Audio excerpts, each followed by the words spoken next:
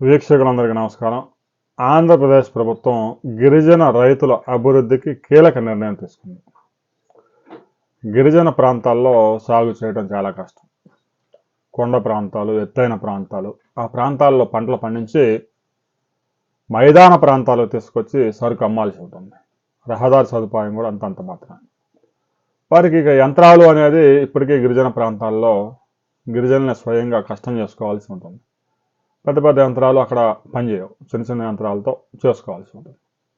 ఇక లక్షల రూపాయలు ఖర్చు చేసి యంత్రాలు కొనుగోలు చేసి కొండ ప్రాంతాల్లో సాగు చేయడం అంటే గిట్టుబాటు అయ్యే పరిస్థితి కాదు. అందుకే గిరిజన రైతుల్ని ప్రోత్సహించేందుకు, వారికి లాభసాటిగా వ్యవసాయాన్ని మార్చేందుకు రాష్ట్ర ప్రభుత్వం 90% రాయితీతో మినీ ట్రాక్టర్లు, యంత్ర పరికరాలు అందజేయాలని నిర్ణయించింది. ఇందుకు ట్రైకార్ నుంచి దాదాపుగా 13 కోట్ల రూపాయల నిధులు విడుదల చేసింది. సపోజ్ 1 లక్ష రూపాయల విలువైన యంత్రం కనుక అనుకుంటే రైతు 10,000 రూపాయలు ఖర్చు పెట్టుకుంటే చాలు. ఆ యంత్రం రైతు ఇంటికి చేరుతుంది.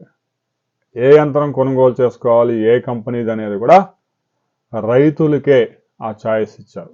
దీంతో ఇక అవినీతికి అవకాశమే లేదు. దీనికి సంబంధించి రాష్ట్ర ప్రభుత్వం ఒక జీవో విడుదల చేసింది.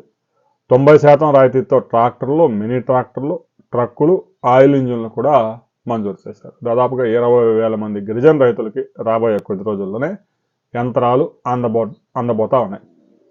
గిరిజన రైతులు సాగులో మరింత వృద్ధి సాధించాలంటే వారికి ఎలాంటి యంత్రాలు అవసరం అనే విషయాన్ని ప్రతి రైతు కామెంట్ చేయండి.